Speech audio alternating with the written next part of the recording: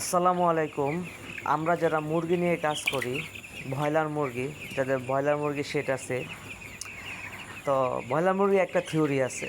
এই ব্রয়লার মুরগি যখন যেটা প্রয়োজন ইনস্ট্যান্ট, যদি সেটা সঠিকভাবে প্রয়োগ করতে না পারে, তাহলে এটা উল্টা ফিডব্যাক করবে, উল্টা রিয়াকশন করবে।